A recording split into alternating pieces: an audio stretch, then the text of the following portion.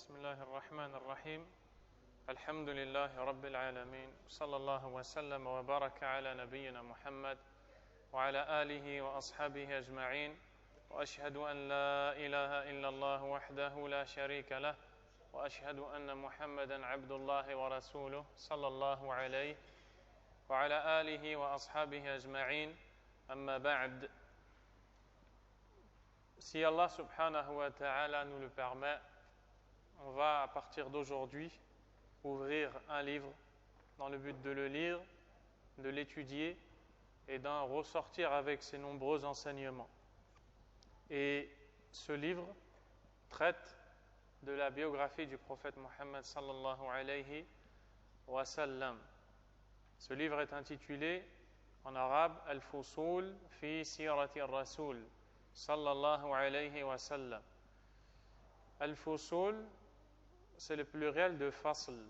Fasl, littéralement, c'est le chapitre.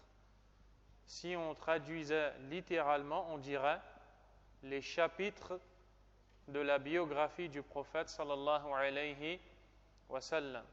Ce qui est voulu, ce sont les différentes étapes de sa vie qu'a rencontré le prophète sallallahu alayhi wa sallam. Ceci est la traduction littérale. Mais nous allons intituler ce livre en français les passages de la biographie du messager. Les passages, les différentes scènes qui se sont produites pendant la vie du prophète Mohammed sallallahu alayhi wa sallam. L'auteur de ce livre, c'est l'imam Ibn Kathir rahimahullahu ta'ala, le grand savant, auteur, le grand exégète, c'est-à-dire celui qui a écrit un commentaire du livre d'Allah subhanahu wa ta'ala, Tafsir al-Qur'an al-Azim, explication de l'immense Qur'an.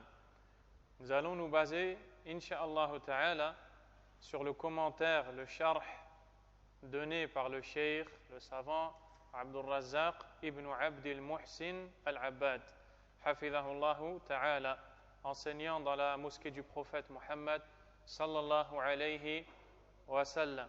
C'est donc le premier cours de l'étude de ce livre et on demande à Allah subhanahu wa ta'ala de nous accorder la facilité, la compréhension de ce qu'on va lire et sa mise en pratique. Tout comme on demande à Allah subhanahu wa ta'ala de faire de toutes ces assises à venir des causes pour entrer au paradis et pour que nos péchés soient expiés et pardonnés. Nous sommes le 29 du mois de Rabi' al-Thani de l'an 1435 de l'hégire du prophète sallallahu alayhi wa sallam, ce qui correspond au 1er mars 2014 dans la mosquée Masjidul Islah à Pantin.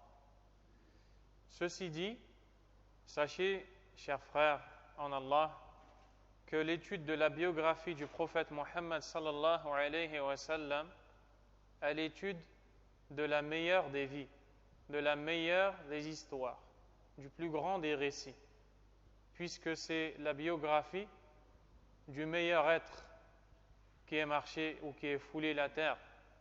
C'est la vie du prophète Mohammed sallallahu alayhi wa sallam. C'est celui qui connaît Allah Azza wa Jal mieux que quiconque, celui qui comprend les noms, les attributs d'Allah tabaraka wa ta'ala, celui parmi les créatures d'Allah ou les serviteurs qui est le plus pieux. Le prophète sallallahu alayhi wa sallam a dit un jour à ses compagnons: Inni akhshakum lillah wa atqakum lah. Je suis parmi vous celui qui craint le plus Allah et celui qui éprouve le plus de peur envers Allah subhanahu wa ta'ala. C'est la biographie de celui qui a mis en pratique correctement la servitude d'Allah, l'adoration d'Allah, la dévotion à Allah subhanahu wa ta'ala pour laquelle nous sommes tous créés. L'étude donc de cette biographie, l'étude de la vie de cet homme sallallahu alayhi wa sallam est une nourriture pour les âmes, une joie, un délice, une fraîcheur des yeux, un repos, une quiétude. Celui qui étudie la biographie du prophète sallallahu alayhi wa sallam va goûter à la joie, puisque la joie dépend du suivi de cet homme, sallallahu alayhi wa sallam. Et l'étude de la biographie du prophète, sallallahu alayhi wa sallam, est une des composantes de la religion d'Allah, azza wa jal. La religion d'Allah, tabaraka wa ta'ala, ne se sépare en aucun cas de la biographie de Muhammad sallallahu alayhi wa sallam, le messager d'Allah. La vie du prophète sallallahu alayhi wa sallam tout entière est un appel à la religion d'Allah, une invitation à mettre en pratique les ordres d'Allah subhanahu wa ta'ala. Il y a, à travers l'étude de la biographie du prophète sallallahu alayhi wa sallam, de nombreux points bénéfiques à tirer, parmi lesquels, et dommage que je vois que la plupart de vous n'avez pas de stylo, car vous allez perdre quelque chose de très grand. Parmi les points bénéfiques que l'on gagne à étudier la biographie du prophète Muhammad sallallahu alayhi wa sallam, ou bien pourquoi est-ce qu'on étudie sa biographie, qu'est-ce que l'on recherche à travers l'étude des récits du prophète sallallahu alayhi wa sallam, des scènes qu'il a rencontrées, alayhi salatu wassalam. Premièrement, et tout ce que je vais lire, c'est ce qui a été cité par le Cheikh Abdul Razzaq, hafidhahullah, dans l'introduction de son commentaire de ce livre qu'il a donné en l'an 1431, c'est-à-dire il y a 4 ans, dans la mosquée du prophète sallallahu alayhi wa sallam, en 50 dars, en 50 cours. Dans le premier dars, qui est l'introduction, il a rassemblé les points bénéfiques que l'on tire à étudier la biographie du prophète sallallahu alayhi wa sallam. Il en a cité 9. Il dit premièrement, Nabiyyuna uswatun lil alamin fil aqidati wal ibadati wal akhlaq. Premièrement, le messager d'Allah sallallahu alayhi wa sallam est le modèle à suivre pour les mondes. Il est l'exemple à suivre pour toute personne, homme, femme, jeune, plus âgé, fort, faible, riche, pauvre. Dans toutes les situations, il y a un moyen de suivre le prophète sallallahu alayhi wa sallam. C'est notre modèle dans la croyance. C'est lui qui nous a enseigné l'unicité d'Allah azza wa jal. C'est lui qui nous a enseigné la compréhension correcte des noms et attributs d'Allah tabaraka wa ta'ala. C'est lui qui nous a montré comment adorer Allah et se rapprocher de lui de la meilleure manière. C'est lui qui nous a montré et enseigné les meilleurs des comportements.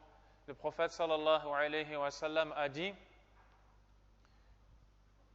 Innama bu'ithtu li'utammima makarim al-akhlaq. C'est-à-dire, je n'ai été envoyé que pour parachever les nobles caractères. Sallallahu alayhi wa sallam. Allah subhanahu wa ta'ala dit de lui dans Suratul Ahzab, en s'adressant à nous les croyants, alaykum salam, laqad kana lakum fi rasulillahi uswatun hasana liman kana yarju Allah wal yawmal akhir wa dhakara Allah kathira.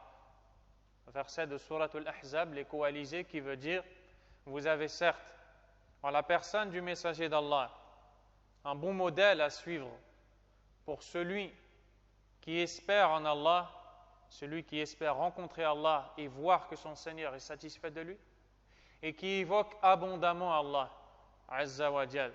L'imam Ibn Kathir, rahimahullah, dans le commentaire de ce verset, a dit هذه الآية أصل في التأسي بالنبي صلى الله عليه وسلم. Ce verset est une preuve fondamentale, une preuve de base, nous indiquant l'obligation d'imiter le prophète sallallahu alayhi wa sallam et de le suivre. Ceci dit, on ne peut suivre le prophète sallallahu alayhi wa sallam qu'après l'avoir connu. Et on ne peut le connaître qu'après avoir étudié ses récits, son histoire, sa vie, sallallahu alayhi wa sallam. Le suivre dépend de sa connaissance, sallallahu alayhi wa sallam. Et c'est le premier point bénéfique qui découle de l'étude de sa vie. Deuxièmement, هديه صلى الله عليه وسلم يعد ميزانا توزن فيه الأعمال. La guidée du prophète sallallahu alayhi wa sallam est à l'image d'une balance sur laquelle on va peser nos actes. C'est-à-dire que nos actes, pour savoir s'ils sont acceptés, s'ils sont corrects, ou bien s'ils sont rejetés, incorrects, nous allons les comparer à ceux du prophète sallallahu alayhi wa sallam. Sa sunna est pour nous une balance sur laquelle on pèse ou bien on mesure nos actions pour voir parmi celles-ci, celles qui sont acceptées et celles qui ne le sont pas. Sufyan ibn Uyayna, rahimahullah, fait partie des savants du hadith, parmi les salaf salih, les pieux prédécesseurs. Et l'imam al-Khatib al-Baghdadi, rahimahullah, un des grands imams de l'islam et de la sunna, a écrit un livre qui traite du comportement que doit avoir celui qui recherche la science. Dans l'introduction de ce livre, il cite la parole de Sufyan ibn Uyayna, rahimahullah, qui dit « Inna Rasulallah sallallahu alayhi wa sallam huwa al-mizanul akbar » Le messager d'Allah sallallahu alayhi wa sallam est la plus grande balance, c'est-à-dire la balance sur laquelle nous pesons nos actes. فَعَلَيْهِ تُعْرَضُ الْأَشْيَاءُ C'est sur cette balance que sont exposées toutes les choses, tout ce que l'on fait, tout ce que l'on dit. عَلَى خُلُقِهِ وَسِيرَتِهِ وَهَدْيِهِ Nous pesons les choses sur ses comportements, sur sa biographie et sur sa guidée. C'est avec ça que l'on compare nos actes et qu'on voit ceux qui sont bons et ceux qui sont mauvais. فَمَا وَافَقَهَا فَهُوَ الْحَقِّ Toutes les choses qui sont en accord avec ce que l'on vient de citer, ses comportements, sa vie, sa guidée, sont des choses véritables, sont des choses de la vérité. وَمَا خَالَفَهَا فَهُوَ الْبَاطِلِ Et tout ce qui contredit ses comportements, sa guidée, sa vie, sont des choses mauvaises et nulles. Troisièmement, دراسة السيرة عون على فهم كتاب الله عز وجل لأن حياته صلى الله عليه وسلم تطبيق للقرآن.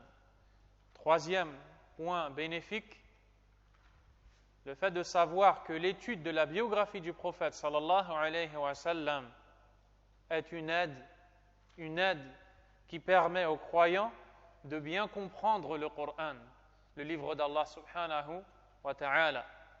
Car la vie du prophète sallallahu alayhi wa sallam tout entière n'est que mise en pratique concrète de la parole d'Allah subhanahu wa ta'ala.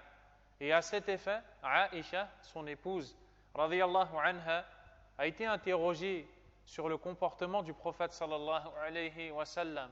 Le prophète alayhi salatu wa sallam a dit « Kana khuluquhu al-Qur'an » Son comportement était le Qur'an, c'est-à-dire que ce qu'il faisait était retrouvé dans le Qur'an, sallallahu alayhi wa sallam. Et on ne doit pas dire Kana Muhammadun Qur'anan yamshi ala al-ard. On ne doit pas dire ce que beaucoup de gens disent.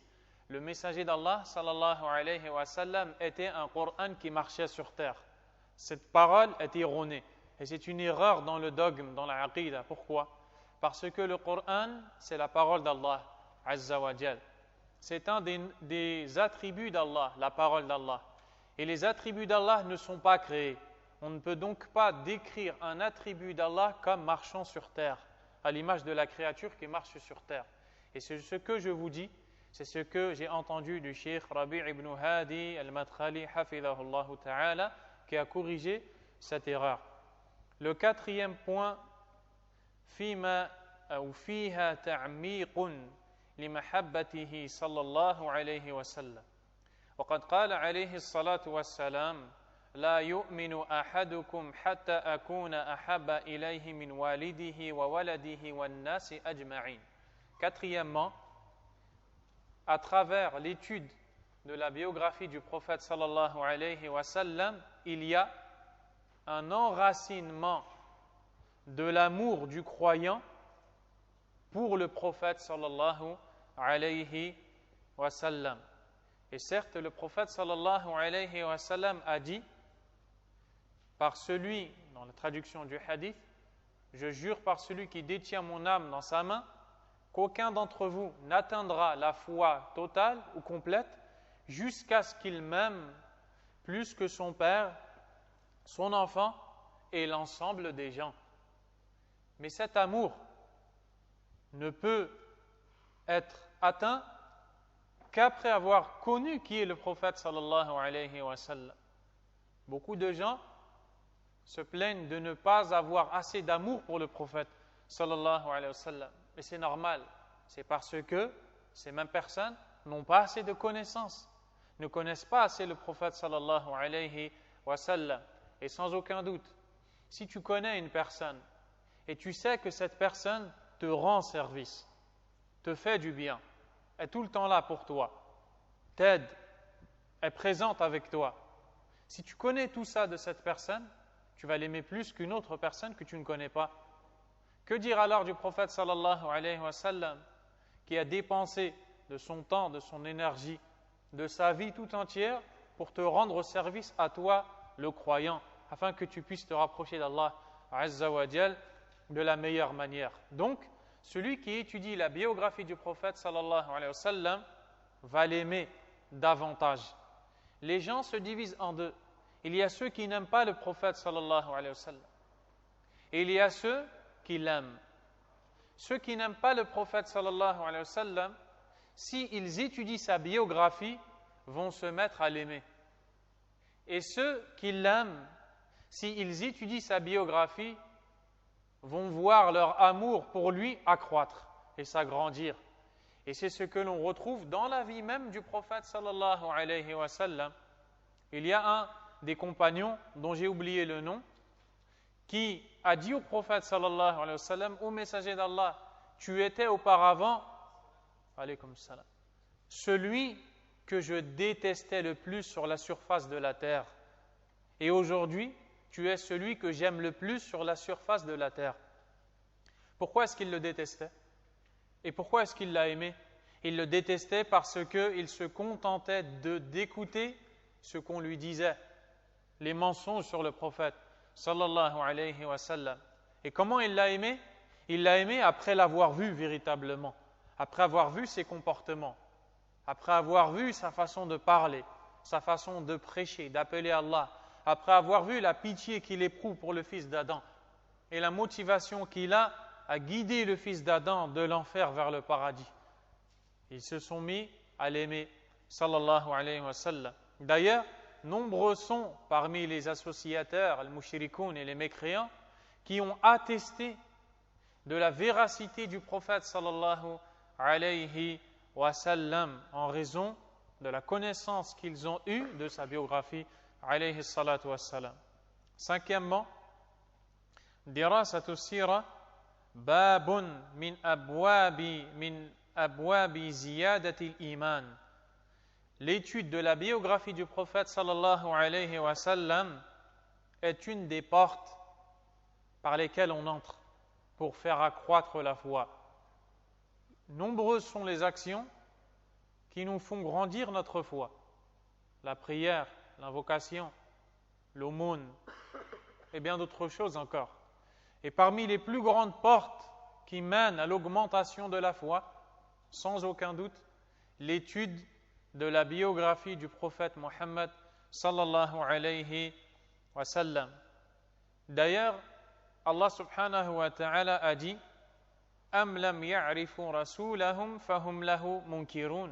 Ce qui veut dire, donc ici Allah azza wa jal blâme ceux parmi les négateurs qui ont refusé de se soumettre au message du prophète sallallahu alayhi wa sallam parmi Quraysh et leurs semblables. Dans ce verset, Allah nous dit ce qui veut dire, ou bien n'ont-ils pas connu leur messager de sorte à le réfuter? Donc qu'est-ce qui les a poussés à le réfuter, à ne pas accepter son message? Le fait qu'ils ne l'ont pas connu, sallallahu alayhi wa sallam. Et le fait qu'ils ne connaissent pas le prophète sallallahu alayhi wa sallam les a empêchés d'entrer dans l'iman, la foi. Il les a empêchés de se rapprocher d'Allah subhanahu wa ta'ala. Sixièmement, dirasatu sira aounun li fahmi ad-din kullih. L'étude de la biographie du prophète sallallahu alayhi wa sallam est une aide pour comprendre la religion sous tous ses angles et dans tous ses domaines. La religion d'Allah Azza wa Jal, donc le Coran et la sunna du prophète sallallahu alayhi wa sallam, sa biographie, sont deux choses inséparables. Inséparables. Ceux qui veulent suivre que le Coran vont s'égarer inévitablement. Ceux qui prétendent suivre que la sunna vont s'égarer inévitablement. D'ailleurs, il y a une secte qui s'appelle Al-Qur'aniyoun. Ce sont ceux qui disent qu'ils se contentent du Coran et qui n'ont pas besoin de la sunna. À cela, nous répondons par des arguments très simples, parmi lesquels est-ce qu'Allah subhanahu wa ta'ala nous a enseigné dans le Coran le nombre d'unités de prière? Est-ce qu'Allah Azza wa Jal nous a enseigné dans le Coran tous les rites du pèlerinage en détail? On a besoin absolument de la sunna, de connaître la vie du prophète sallallahu alayhi wa sallam pour pouvoir connaître comment appliquer la religion d'Allah tabaraka wa ta'ala. La connaissance de sa biographie est une aide indispensable pour connaître le dogme musulman, la aqida du musulman, le tawhid du musulman. Sans la biographie, on est égaré. Sans la biographie, on est éloigné de la connaissance, de la croyance correcte et de ce qui s'y oppose. C'est d'ailleurs pourquoi l'imam Muhammad ibn Abd al-Wahhab, rahimahullah, l'auteur de Kitab al-Tawhid, a un écrit qu'il a intitulé Sittatu Mawadi' min as-Sira, 6 passages de la biographie du prophète sallallahu alayhi wa sallam, dans lesquels il nous montre 6 points importants dans la vie du prophète sallallahu alayhi wa sallam en rapport avec le tawhid et en rapport avec la croyance correcte. Et d'ailleurs, c'est le livre, incha'Allah ta'ala, qu'on va enseigner à Duni à partir de la semaine prochaine entre Al-Maghrib et l'Isha, bi'idhnillahi ta'ala. Donc, dans l'étude de la biographie du prophète sallallahu alayhi wa sallam, nous apprenons notre croyance correcte. Nous voyons les différentes étapes de la légifération d'Allah Azza wa Jal. Nous voyons comment Allah a interdit certaines choses, a rendu licite d'autres choses. Quelles sont les causes? Quelles sont les causes des révélations de versets? Et toutes ces choses. Septièmement, fi dirasati sira ta'limun linnahji as-sahih fi ad-da'wati ila Allah tabaraka wa ta'ala. Dans l'étude de la biographie du prophète sallallahu alayhi wa sallam, il y a pour l'étudiant un enseignement de la méthodologie correcte à suivre et à adopter dans l'appel à Allah subhanahu wa ta'ala. Car beaucoup de gens prétendent qu'ils appellent à Allah. Beaucoup de gens n'ont pas de difficulté à se nommer eux-mêmes les prêcheurs à l'appel, les prêcheurs à la religion d'Allah Azza wa Jal. Mais beaucoup parmi ces gens sont ceux qui en fait ne sont que des prêcheurs au shaitan et ne sont que des gens qui appellent à l'égarement, même s'ils prêchent avec le sourire, même s'ils paraissent savants et connaisseurs. Pourquoi? Parce qu'ils ne connaissent pas la véritable vie du prophète sallallahu alayhi wa sallam. Ils ne savent pas sur quoi a été basée essentiellement la vie du prophète sallallahu alayhi wa sallam. Ils ont donc fait erreur dans la façon d'appeler les gens à Allah subhanahu wa ta'ala. D'ailleurs, le grand savant Rabi' ibn Hadi al-Madkhali hafidhahullah a un livre bénéfique à ce sujet qu'il a intitulé Manhajul Anbiya fi ad-da'wati ila Allah, la méthodologie des prophètes dans l'appel à Allah. Fihi al-hilm wal-hikmah, dans laquelle il y a l'indulgence et la sagesse. Et ce livre a été lu et approuvé par le savant Salih al-Fawzan hafidhahullahu ta'ala. Les gens qui appellent au haqq, les vrais prêcheurs, qui appellent les gens à la vérité, ne sont que ceux qui connaissent la méthodologie suivie par le prophète sallallahu alayhi wa sallam dans sa façon d'appeler les gens à l'islam, à la sunna. Allah Azza wa Jal a dit dans surat Yusuf, قُلْ هَذِهِ سَبِيلِي أَدْعُو إِلَى اللَّهِ عَلَى بَصِيرَةٍ أَنَا وَمَنِ اتَّبَعَنِي وَسُبْحَانَ اللَّهِ وَمَا أَنَا مِنَ الْمُشْرِكِينَ. Dans la fin de la sourate, Allah Azza wa Jal a dit, c'est-à-dire ô messager d'Allah, adresse-toi à ces gens-là et dis-leur, هَذِهِ سَبِيلِي, voici ma voie, ma sunna, ma guidée, mon cheminement. أَدْعُو إِلَى اللَّهِ, j'invite à Allah, j'invite les gens à la soumission à Allah. عَلَى بَصِيرَةٍ, avec clairvoyance, c'est-à-dire avec science, avec connaissance. Donc, on ne peut pas appeler à Allah sans clairvoyance, sans connaissance. Il dit Ana, moi, wa mani taba'ani, et ceux qui me suivent parmi les prêcheurs, ceux qui veulent suivre le prophète sallallahu alayhi wa sallam, parmi les gens qui veulent prêcher à Allah Azza wa Jal, doivent connaître sa biographie. Ils doivent savoir quelle est la méthodologie qu'il a eue pour appeler les gens à l'islam sallallahu alayhi wa sallam. Fiha ma'rifatu ma bada'a bih. À travers l'étude de cette biographie, on apprend par quoi est-ce que le messager d'Allah sallallahu alayhi wa sallam a commencé. Car beaucoup sont ceux qui veulent prêcher à Allah Azza wa Jal. Ils sont éloquents dans leurs paroles, mais ils égarent les gens de la sunna.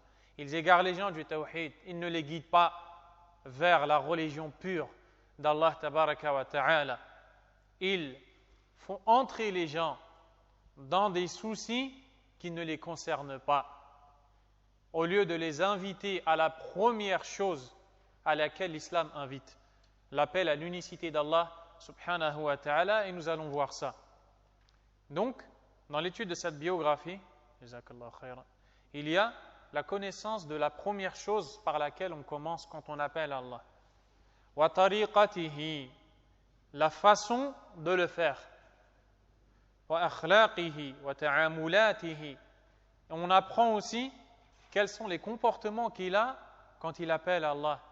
Quels sont les comportements qu'il a dans les relations qu'il a avec l'autre, celui qui est en face de lui, sallallahu alayhi wa sallam. Wa rifqihi, et aussi la douceur qu'il a, sallallahu alayhi wa sallam, ila ghayri dhalika min muqawwimati ad-da'wa, et d'autres choses parmi ce qui ajuste l'appel à Allah et qui le maintient. Huitièmement, as-sira ayatun min ayati nubuwwati. La biographie du prophète sallallahu alayhi wa sallam est un des signes qui nous montre la véracité de sa prophétie. Celui qui étudie, qui lit la biographie de cet homme, va ressortir avec une conclusion et il dira, c'est véridique, cet homme-là ne peut être qu'un prophète. Il ne peut être qu'un prophète envoyé par Allah subhanahu wa ta'ala. Et donc, de surcroît, wa akbaru aunin ala tasdiqi, ça va être pour la personne qui étudie cette biographie une grande aide à le croire, une grande aide à croire au message du prophète sallallahu alayhi wa sallam. Cela va donc chasser tout doute quant au prophète sallallahu alayhi wa sallam. Et comme on l'a vu, beaucoup parmi les ennemis du prophète sallallahu alayhi wa sallam ont attesté de sa véracité, et cela depuis son époque jusqu'à nos jours que l'on vit aujourd'hui. Depuis son époque, Abu Sufyan, alors qu'il était mécréant, avant qu'il se convertisse à l'islam, quand le prophète sallallahu alayhi wa sallam a envoyé une lettre à Héraql, l'empereur des Romains, afin de l'inviter à l'islam, Héraql a demandé aux gens présents, y a-t-il une personne qui connaît bien Muhammad sallallahu alayhi wa sallam? Oui, a répondu Abu Sufyan, moi. Abu Sufyan s'est rapproché. Il a été questionné par Héraql, qui était l'empereur des Romains, qui n'étaient pas des croyants. Parmi ces questions, il lui a demandé comment est le prophète sallallahu alayhi wa sallam, comment est Muhammad, est-ce qu'il ment, est-ce qu'il trahit, Et Abu Sufyan, qui était un de ses pires ennemis à cette époque, disait qu'il était véridique et qu'il ne trahissait personne. Et cela, depuis son époque, les gens attestaient de sa véracité. Et d'ailleurs, on le nommait As-Sadiq al-Amin, le véridique, digne de confiance, sallallahu alayhi wa sallam. La biographie du prophète, sallallahu alayhi wa sallam, est un miracle pour celui qui l'étudie. Neuvièmement, hiya babun azim min abwab as-sa'ada. Neuvièmement, et celui-là est très important, l'étude de la biographie du prophète sallallahu alayhi wa sallam est une des plus grandes portes du bonheur du serviteur dans ce bas monde. Car on ne peut être heureux, on ne peut atteindre le bonheur qu'après avoir connu le messager d'Allah sallallahu alayhi wa sallam, qu'après avoir connu la vie qu'il a menée, les situations différentes qu'il a rencontrées, sallallahu alayhi wa sallam, qu'après se cramponner à sa sunna, à sa guidée, sallallahu alayhi wa sallam. Plus loin, ou plus important que ça, la joie, le bonheur que l'on recherche tous, s'arrête sur la connaissance de la guidée du prophète, sallallahu alayhi wa sallam. Celui qui ne connaît pas le prophète sallallahu alayhi wa sallam ne pourra vivre heureux. Wallahi, celui qui ne connaît pas le prophète sallallahu alayhi wa sallam ne pourra vivre heureux. Ensuite, celui qui connaît le prophète sallallahu alayhi wa sallam va vivre heureux et va recevoir du bonheur la part proportionnelle à sa connaissance qu'il a du prophète sallallahu alayhi wa sallam. Plus tu le connais, plus tu vivras heureux. Moins tu le connais, moins tu seras heureux. L'imam Ibn al-Qayyim rahimahullah ta'ala a un livre intitulé Zadul Ma'ad fi Hadi Khayr al-Ibad. Donc ce livre, la traduction, la provision du retour se trouve dans la connaissance de la guidée du meilleur des serviteurs. Dans ce livre magnifique, Ibn al-Qayyim rahimahullah ta'ala a dit وَمِنْ هُنَا تَعْلَمُ اضْطِرَارَ الْعَبْدِ فَوْقَ كُلِّ ضَرُورَةٍ إِلَى مَعْرِفَةِ الرَّسُولِ صلى الله عليه وسلم. C'est-à-dire, à partir de là, tu as conscience de la nécessité qu'a le serviteur au-dessus de toute nécessité à connaître le messager d'Allah sallallahu alayhi wa sallam wa ma jaa bihi wa tasdiqihi fima akhbar wa ta'atihi fima amar, et la nécessité de le croire, de croire en lui et en ses informations, toutes les informations qu'il nous a données, la nécessité d'obéir au prophète sallallahu alayhi wa sallam dans ses ordres. Il dit فإنه لا سبيل إلى السعادة والفلاح لا في الدنيا ولا في الآخرة إلا على أيدي الرسل عليهم صلوات الله وسلامه. Il dit, car il n'y a de chemin menant à la réussite et à la joie du serviteur dans ce bas monde et dans l'au-delà qu'à travers la guidée des messagers. On ne peut arriver à la joie et à la réussite dans ce bas monde, mais aussi dans l'au-delà quand on rencontrera Allah subhanahu wa ta'ala, qu'en suivant la guidée des messagers. Donc on ne peut en aucun cas se passer des messagers. Ibn al-Qayyim rahimahullah poursuit jusqu'à ce qu'il dit وَإِذَا كَانَتْ سَعَادَةُ الْعَبْدِ فِي الدَّارَيْنِ مُعَلَّقَةً بِهَدْيِ النَّبِيِّ صلى الله عليه وسلم. Donc, si la joie et le bonheur du serviteur dans les deux demeures, c'est-à-dire dans le bas monde et dans le delà, est accroché à la guidée du prophète sallallahu alayhi wa sallam, فَيَجِبُ عَلَى كُلِّ مَنْ نَصَحَ نَفْسَهُ وَأَحَبَّ نَجَاتَهَا وَسَعَادَتَهَا. Il est donc obligatoire à tout individu qui est sincère envers lui-même et qui souhaite pour sa personne le salut et le bonheur,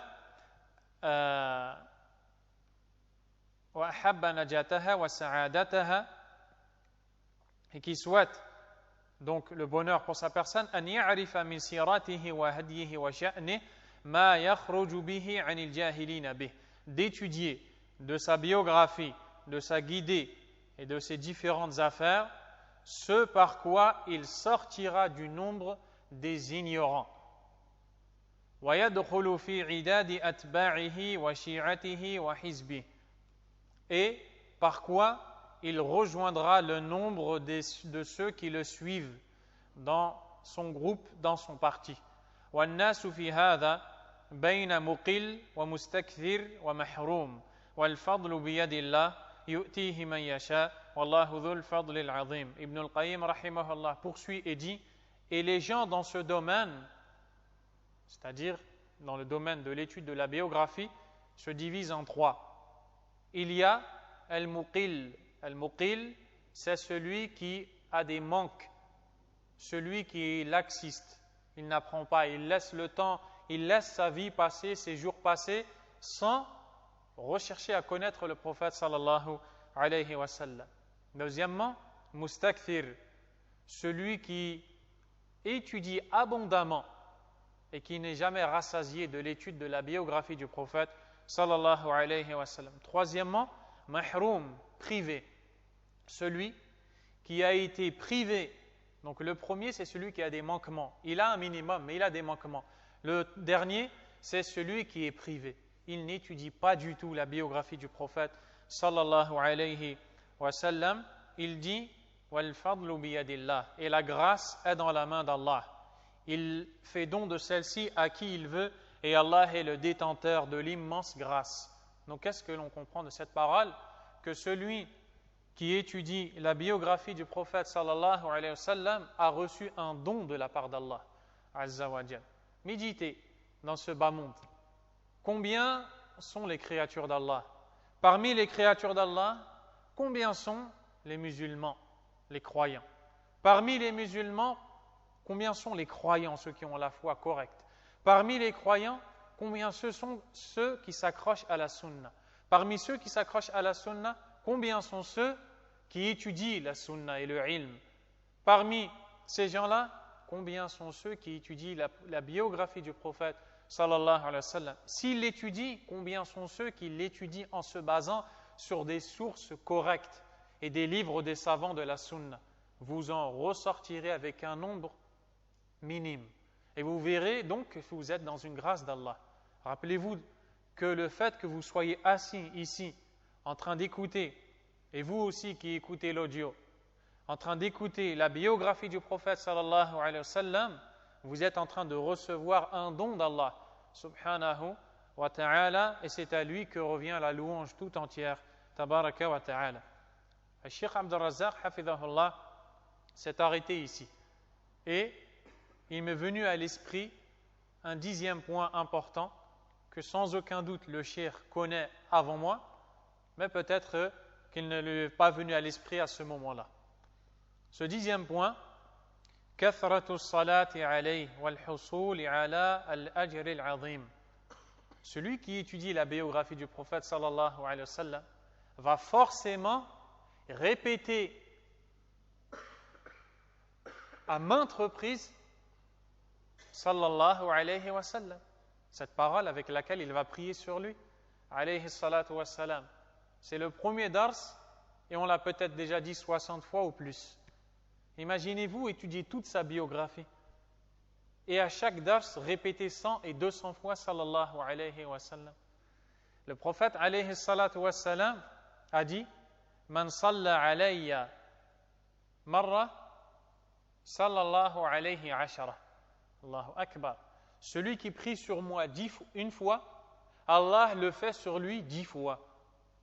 C'est-à-dire, quand tu dis sallallahu alayhi wa sallam, ça veut dire que tu demandes à Allah tabaraka wa ta'ala qu'il fasse les éloges de son messager auprès des anges qui sont rapprochés de lui, subhanahu wa ta'ala. Et tu demandes aussi à Allah azza wa jal de préserver son messager. Donc quand tu le fais une fois, Allah tabaraka wa ta'ala 10 fois de suite parle de toi aux anges et fait tes éloges. Subhanallah. Donc, on voit qu'on ne doit pas se priver de prononcer cette parole quand on entend son nom.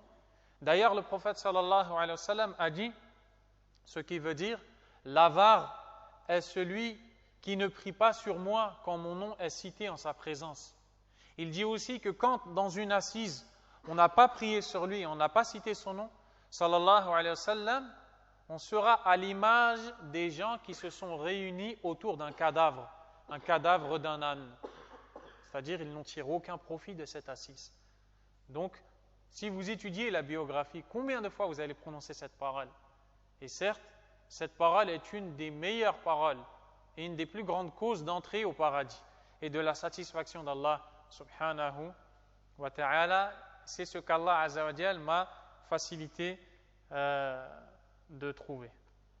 Taïb. Parmi les gens qui étudient la biographie du prophète sallallahu alayhi wa sallam, comme l'a dit Ibn al-Qayyim rahimahullah, il y a ceux qui ont été privés. Ce sont ceux qui vivent en ignorant qui est le prophète sallallahu alayhi wa sallam. Ils ne connaissent même pas, pour beaucoup, son prénom. Subhanallah. S'ils connaissent son prénom, ça s'arrête ici. Ils ne connaissent pas le nom de son père. Ils ne savent pas où est-ce qu'il est né. Ils ne savent pas où est-ce qu'il a émigré. Ils ne savent pas comment est-ce qu'il a vécu. Ils ne savent pas comment est-ce qu'il était avec les autres. Ils ne savent rien de tout ça. Et ils sont éloignés. Pourquoi? Plongés dans la dunya, plongés dans ce bas monde. Et ils ont été dupés par cette dunya qui est vouée à disparaître. Le prophète sallallahu alayhi wa sallam a dit: Ad-dunya mal'ouna. La vie d'ici-bas est maudite. Mal'ounun ma fiha. Ce qui s'y trouve est maudit. Ce qu'il y a dans ce bas monde, c'est maudit. Il dit: Illa dhikrallah wa ma wala. À l'exception du rappel d'Allah et de ce qui s'y rapporte. Tout ce qui rentre dans le cadre du rappel d'Allah, tout ce qui sert à se souvenir d'Allah azza wa jal. Wa alimun wa muta'allim, ou kama qala alayhi salatu wassalam. Un savant et un étudiant. Ce bas monde est maudit à l'exception du rappel d'Allah et de tout ce qui sert à rappeler Allah azza wa jal, aussi à l'exception d'un savant des sciences religieuses et un étudiant de la science religieuse. Donc, ces gens ont fait un mauvais troc. Ils ont échangé la connaissance du prophète sallallahu alayhi wa sallam avec la connaissance des gens de la débauche, de la déprave, avec les chanteurs, les acteurs, avec les sportifs, les footballeurs. Parmi les gens, parmi les musulmans, parmi ceux qui prient, on trouve des gens qui connaissent le nom de chanteurs, leur biographie. Ils savent combien de maisons ils ont. On trouve des gens qui connaissent le nom des footballeurs et qui connaissent même la pointure de ces footballeurs. Ils savent que ces footballeurs chose du 42 ou du 43. Ils connaissent le nom de leurs épouses, de leurs enfants. Et malheureusement, ils transmettent ces choses-là à leurs enfants. Et on voit des enfants de 6 ans et de 7 ans connaître tous les chanteurs, tous les acteurs, tous les footballeurs, peut-être parmi les gens de l'enfer, wal'iyadhu billah. Et si on pose la question à ces mêmes personnes, qui est Hamza? Il ne sait pas répondre. Qui est Zayd ibn al-Haritha? Il ne sait pas répondre. Qui est Oussama? Il ne sait pas répondre. Qui est Omar, Abu Bakr, Uthman, Ali? Il ne sait pas répondre. Qui est Abdurrahman ibn Auf? Qui est Sa'd ibn al-Rabi'? Ces noms-là sont inconnus à ses oreilles. Ces noms-là n'ont jamais frôlé ses oreilles. Et c'est une catastrophe. Nous sommes musulmans, nous avons une croyance, on se doit de connaître la sunna du prophète sallallahu alayhi wa sallam, on se doit de connaître les personnalités de l'islam, ceux qui ont donné de leur vie pour transmettre l'islam. Et les autres, on n'a pas besoin de les connaître. Les autres, leur biographie, pour nous, est aussi importante que la moitié de l'aile d'un moustique. Inimportante à nos yeux, nous les croyants. Donc on doit s'éduquer à la sunna du prophète sallallahu alayhi wa sallam.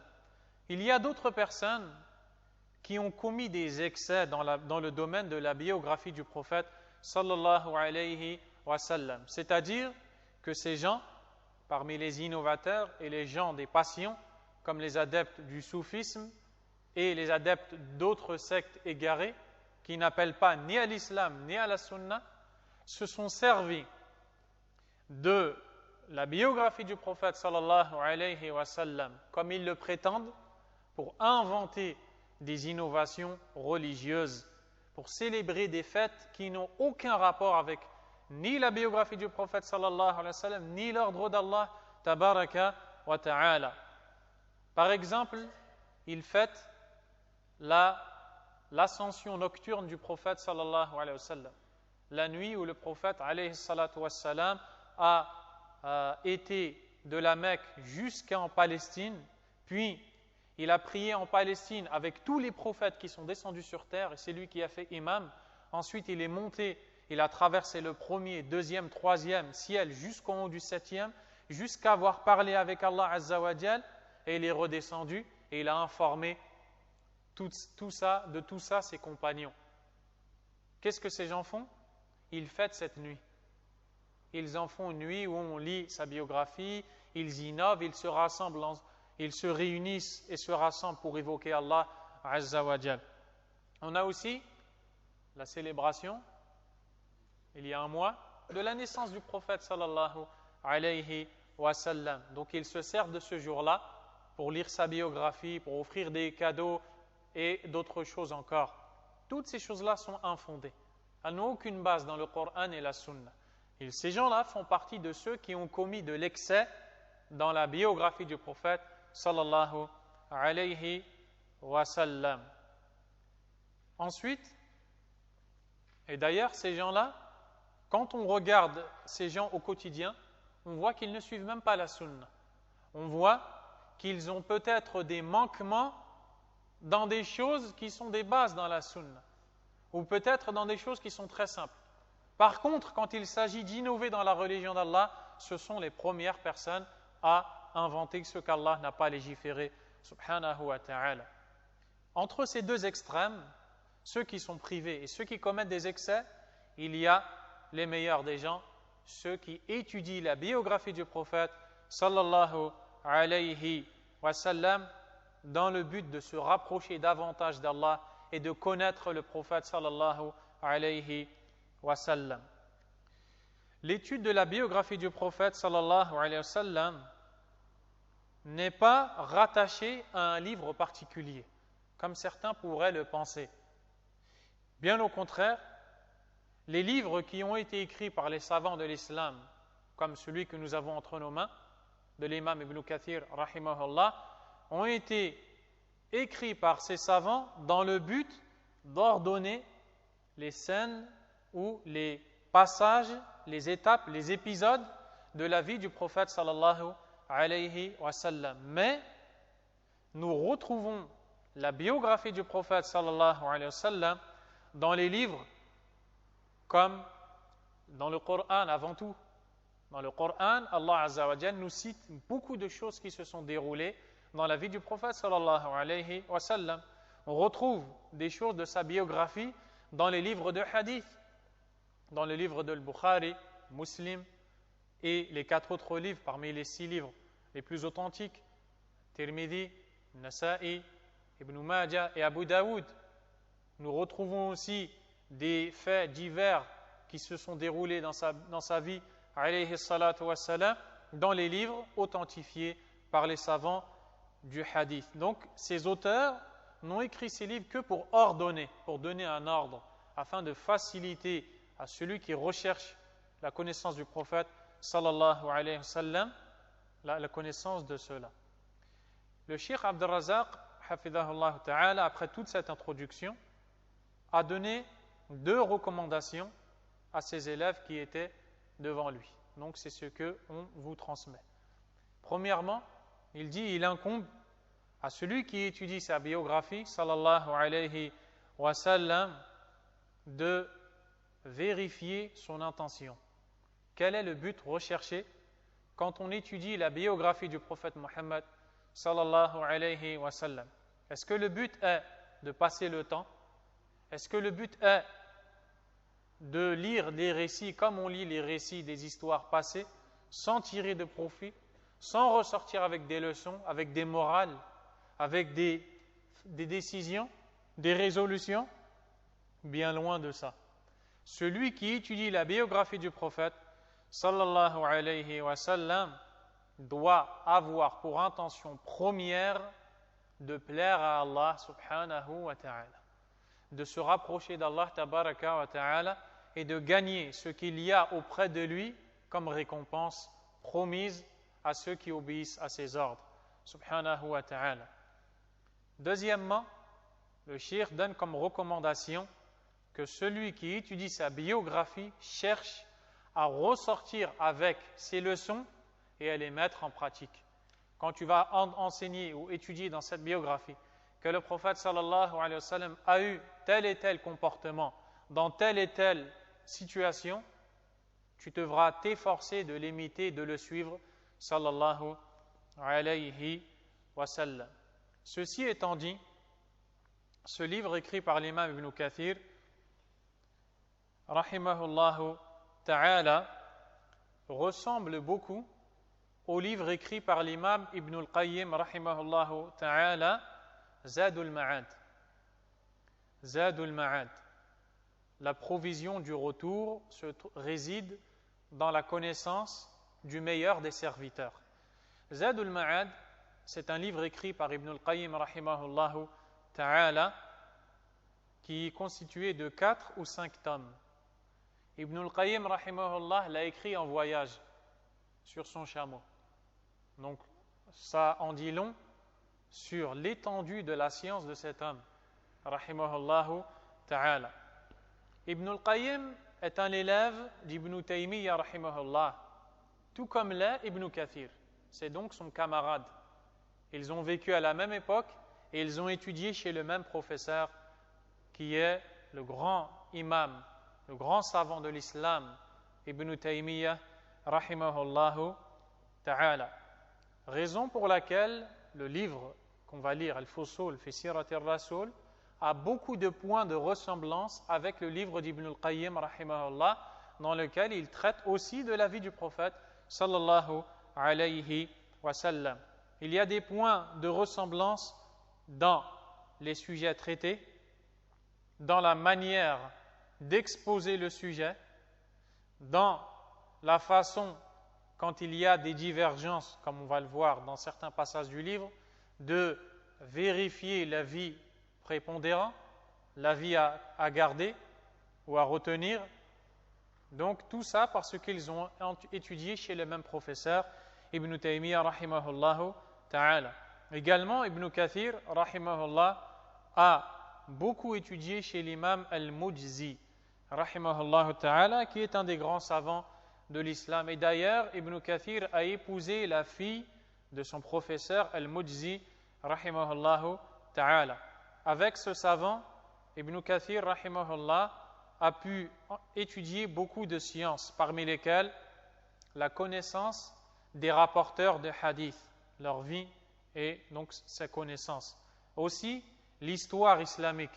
Ibn Kathir a d'ailleurs écrit Al-Bidaya wa Nihaya, le début et la fin, un grand livre d'histoire islamique. Et aussi les chaînes de transmission, à un point où l'imam, rahimahullah, a excellé dans ce domaine. Maintenant, nous allons voir certains points distinctifs de ce livre. Premièrement, Ibn Kathir, rahimahullah, dans le livre qu'on va lire, incha'Allah ta'ala, a su correctement exposer les sujets relatifs à la biographie du prophète sallallahu alayhi wa sallam avec science, sans pour autant commettre de l'excès dans sa façon de parler. Car beaucoup sont les gens qui, quand ils veulent présenter la vie du prophète sallallahu alayhi wa sallam aux musulmans, commettent de l'excès dans la façon de parler. Ils essaient de faire des rimes dans leurs phrases avec la langue arabe. Et ils cherchent des mots qui sont difficiles à comprendre pour la masse des musulmans. Ils commettent de l'excès.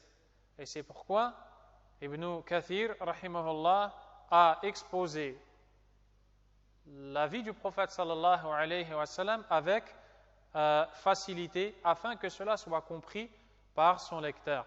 Deuxièmement, celui qui lit ce livre va voir qu'il apparaît qu'Ibn Kathir, rahimahullah, a un grand amour pour le messager d'Allah, sallallahu alayhi wa sallam, mais aussi pour ses compagnons, dans la façon qu'il a de parler du prophète, alayhi salatu wa sallam, dans la façon qu'il a de parler de ses compagnons. Il va voir aussi combien est grande l'aversion d'Ibn Kathir pour les ennemis du prophète sallallahu alayhi wa sallam, pour les ennemis de sa famille et les ennemis de ses compagnons. Et cette chose-là, on la retrouve dans plusieurs de ses livres, dans son tafsir, on la retrouve aussi dans son livre d'histoire, Al-Bidaya wa Al-Nihaya. On voit que l'imam Ibn Kathir, rahimahullah, a de l'aversion pour les ennemis de la sunna. Troisièmement, l'ordre correct. Il a bien ordonné son livre, et donc les faits qui se sont déroulés dans la biographie ont été cités dans leur ordre. Quatrièmement, c'est un livre qui est concis, il est court, mais il a englobé de manière générale la plupart des choses qui se sont déroulées dans la biographie du prophète ou dans la vie sallallahu alayhi wa sallam. Cinquièmement, Ibn Kathir rahimahullah ta'ala a cité donc les informations de ce qui s'est déroulé dans la vie du prophète sallallahu alayhi wa sallam en appuyant ces informations par ce qu'il a jugé bon et correct comme preuve, que ce soit des hadiths ou des paroles des compagnons du prophète sallallahu alayhi wa sallam. Il nous cite parfois des divergences dans des faits qui se sont déroulés. Est-ce qu'ils sont avérés ou non? Il cite les différents avis cités, puis il retient l'avis qu'il a jugé prépondérant, rahimahullah. Sixièmement, Ibn Kathir, rahimahullah, dans ce livre, a tout fait pour ne pas sortir du sujet. Il est resté dans la route qu'il s'est fixée de ne parler que de ce qui s'est passé dans la vie du prophète sallallahu alayhi wa sallam, et il a excellé. Septièmement, on voit dans ce livre qu'Ibn Kathir rahimahullah a beaucoup tiré profit et étudié des livres écrits dans le domaine de la biographie du prophète sallallahu alayhi wa sallam avant lui. Aussi, on voit la grande science que l'imam a, rahimahullahu ta'ala. Cet imam, c'est qui? Il s'appelle Ismaïl ibn Umar ibn Kathir al-Shafi'i rahimahullahu ta'ala. Son nom, son prénom, c'est Ismaïl. Sa kunya, on le surnommait Abul Fida. On le surnommait aussi Imaduddin rahimahullahu ta'ala. Son père était un savant et c'était un imam. Son père est mort alors que lui n'avait même pas encore atteint l'âge de 3 ans. Donc, il était orphelin, rahimahullahu ta'ala. Ibn Kathir, Ismaïl, avait un frère qui était savant. Ce frère s'appelait Ismaïl, avant que lui-même ne naisse. Ce savant, Ismaïl, est tombé au sol. Je crois qu'il est tombé d'une fenêtre, wallahu a'lam. En tout cas, il est tombé d'un endroit en hauteur, il est tombé au sol et il est mort. Et comme il était aimé par son père, quand Ibn Kathir est né, celui duquel on va lire le livre, qui est le dernier de ses enfants, quand il est né, son père l'a appelé Ismaïl, pour se souvenir du premier Ismaïl qui était mort et qui lui-même avait beaucoup de science. Donc, son père l'a appelé Ismaïl et c'était le dernier de ses enfants. Ibn Kathir a beaucoup de livres et on en a cité quelques-uns. On va juste lire l'introduction d'Ibn Kathir rahimahullah, puis on s'arrêtera et on reprendra à partir de la généalogie du prophète sallallahu alayhi wa sallam. Ibn Kathir rahimahullah a commencé son livre en disant Bismillahir Rahmanir Rahim Hasbi Allah wa kafa. Donc il cite le nom d'Allah subhanahu wa ta'ala comme est l'habitude des auteurs. Alhamdulillahi wa salamun ala ibadihi alladhina astafa hamdan kathiran tayyiban mubarakan fih kama yuhibbu rabbuna wa yarda. وأشهد أن لا إله إلا الله وحده لا شريك له شهادة من أخلص له قلبه وانجابت عنه أكدار الشرك وصفا وأقر له برق العبودية واستعاذ به من شر الشيطان والهوى وتمسك بحبله المتين المنزل على رسوله الأمين محمد خير الورى صلوات الله وسلامه عليه دائما إلى يوم الحشر واللقاء ورضي الله عن أصحابه وأزواجه وذريته وأتباعه أجمعين أولي البصائر والنهى. Ibn Kathir rahimahullah commence l'écriture de ce livre en louant Allah Azza wa Jal. Pourquoi? Parce que écrire dans la biographie du prophète sallallahu alayhi wa sallam est un don d'Allah et une facilité accordée par Allah Azza wa Jal. Il loue Allah Azza wa Jal qui est loué pour ses bienfaits envers ses serviteurs et aussi pour sa perfection dans ses noms et attributs. Puis, il salue le prophète sallallahu alayhi wa sallam et prie sur lui. Ensuite, il atteste que le seul qui est digne d'être adoré comme divinité n'est autre qu'Allah seul et sans aucun associé. Et il dit que par cette attestation de foi, il espère qu'il sera préservé de l'association et que sa croyance sera pure et que celui qui atteste et qui prononce cette attestation de foi sera voué à Allah Azza wa Jal. Également, celui qui prononce cette attestation de foi cherche le refuge contre le shaitan et contre le mal qu'il véhicule. Donc, il dit aussi que celui qui prononce cette attestation s'accroche et se cramponne au câble d'Allah révélé sur son messager digne de confiance, Muhammad sallallahu alayhi wa sallam. Donc, dans cette introduction, il loue Allah subhanahu wa ta'ala. Ensuite, il dit, Amma ba'd, ceci dit, فإنه لا يجمل بأولي العلم إهمال معرفة الأيام النبوية والتواريخ الإسلامية. Ceci dit, il n'est certes pas bon pour les gens de science de négliger la connaissance des jours prophétiques. C'est-à-dire, pour ceux qui veulent la science, il n'est pas bon de négliger la connaissance des récits qui se sont déroulés dans les jours du prophète sallallahu alayhi wa sallam et aussi de l'histoire islamique. وَهِيَ مُشْتَمِلَةٌ عَلَى عُلُومٍ جَمَّةٍ وَفَوَائِدَ مُهِمَّةٍ.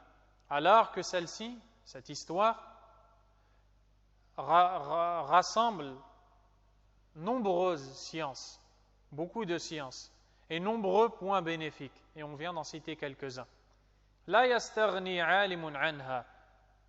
Aucun savant ne peut s'en passer. ولا يعذر في العرو منها. On ne peut être excusé de ne pas connaître ces choses-là. C'est-à-dire, on doit connaître la vie de notre prophète sallallahu alayhi wa sallam. وقد أحببت أن أعلق تذكرة في ذلك. Et j'ai aimé écrire un mémo dans ce sujet. Donc ici, il nous montre que ce livre ne traite pas entièrement de la biographie, mais c'est un mémo. C'est une manière de se rappeler les passages de la vie du prophète sallallahu alayhi wa sallam. لِتَكُونَ مَدْخَلًا إِلَيْهِ. Afin que cela soit une entrée vers ce domaine, donc après avoir lu ce livre, de s'approfondir. وَأَنْمُوذَجًا وَعَوْنًا لَهُ وَعَلَيْهِ. Et une aide pour cela.